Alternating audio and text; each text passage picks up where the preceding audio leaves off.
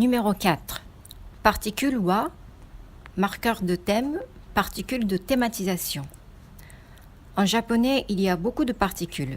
Les particules sont très importantes pour connaître la fonction du mot qui lui précède.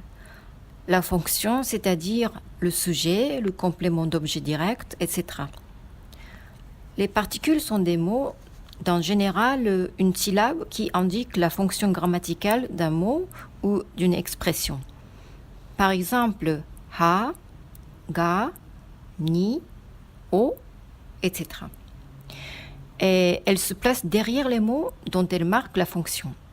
Par exemple, watashi wa, watashi ga, watashi ni, watashi o. Wa est un marqueur de thème dans une phrase et elle est traduite comme en ce qui concerne ou kanta. Comme le thème d'une phrase devient souvent le sujet, le mot qui précède la particule de thématisation wa est souvent un sujet. Par exemple, en ce qui concerne Bill Gates, il est très riche. Bill Gates est un thème, mais aussi un sujet. Regardons notre exemple. Watashi wa Yuki desu. En ce qui me concerne, je suis Yuki.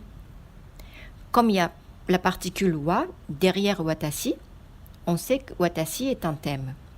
Et dans cette phrase, watashi est aussi un sujet.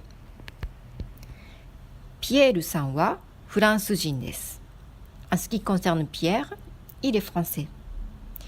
Pierre-san wa, donc c'est un thème, mais ici, c'est aussi un sujet.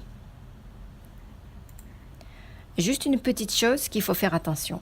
La particule wa, ça s'écrit en hiragana ha, mais on le prononce comme wa.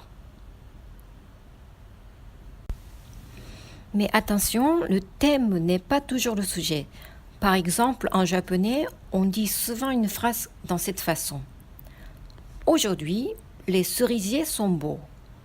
Kyou wa sakura ga kirei desu. Aujourd'hui, ça se dit en japonais kyou. Et on commence la phrase comme kyou wa. Donc, on impose d'abord un thème avec la particule wa et ensuite on continue la phrase. Aujourd'hui est un thème et le sujet est les cerisiers. Vous voyez que le thème n'est pas le sujet ici. C'est comme vous créez d'abord un cadre avec wa, ensuite vous continuez à peindre les phrases dedans.